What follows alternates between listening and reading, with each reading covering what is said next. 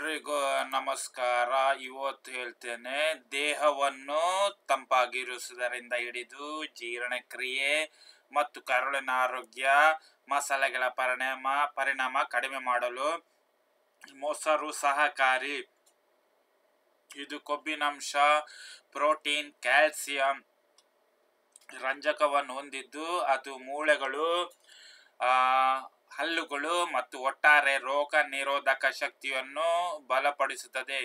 Yoghurt ಆರೋಗ್ಯಕರ protein, ಜೀವಸತ್ವಗಳು ಮತ್ತು ಖನಿಜಗಳಿಂದ ಕೂಡಿದೆ. ಇದರಲ್ಲಿ ಹಲವಾರು ವಿಧ. ಯೋಗರ್ಟ್ 2 ಪಟ್ಟು ಪ್ರೋಟೀನ್ಗಳನ್ನು ಹೊಂದಿರುತ್ತದೆ. ಇದು ವಯಸ್ಸಾದವರಲ್ಲಿ ಸಂಧಿವಾತ ಮತ್ತು ಆಸ್ಟಿಯೋಪೊರೋಸಿಸ್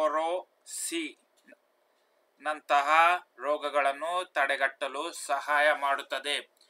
ಮೊಸರು ಮತ್ತು ಯೋಗರ್ಟ್ ನೋಡಲು ಒಂದೇ ರೀತಿ ಕಂಡರೂ ಇವುಗಳಲ್ಲಿ ತಯಾರಿಸುವ ರೀತಿ, ಅವುಗಳ ರುಚಿ, ವಿನ್ಯಾಸದಲ್ಲಿ ವ್ಯತ್ಯಾಸವಿದೆ.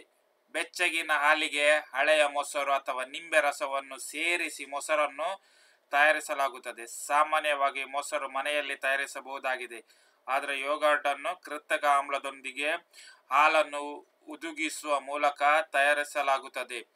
ಇದನ್ನು ಸಾಮಾನ್ಯವಾಗಿ ಮನೆಯಲ್ಲಿ ತಯಾರಿಸದೆ ವಾಣಿಜ್ಯಕಾರಿಯಾಗಿ ಸಿದ್ಧಪಡಿಸಲಾಗುತ್ತದೆ. ಯೋಗರ್ಟ್ ಪರಿಪೂರ್ಣ ರುಚಿ ಮತ್ತು ಸಮೃದ್ಧವಾದ ವಿನ್ಯಾಸವನ್ನು ಪಡೆಯಲು ಸೂಕ್ತವಾದ ತಾಪಮಾನ ಅವಶ್ಯಕ.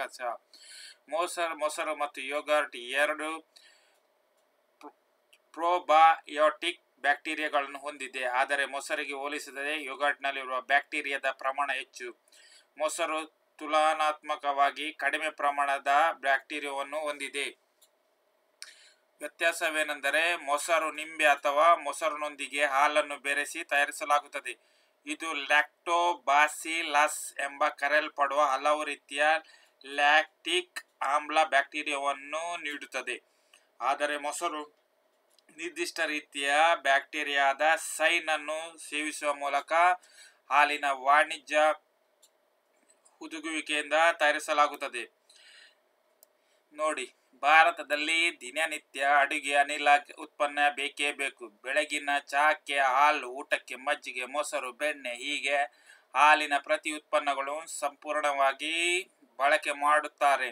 ಅದರಲ್ಲೂ ಭಾರತೀಯರಿಗೆ ಮೊಸರಿಲ್ಲದೆ ಊಟವೇ ಇಲ್ಲ. ಇದರ ಜೊತೆ ಇತ್ತೀಚೆಗೆ ಯೋಗರ್ಟ್ ಬಳಕೆಯೂ ಹೆಚ್ಚುತ್ತಿದೆ.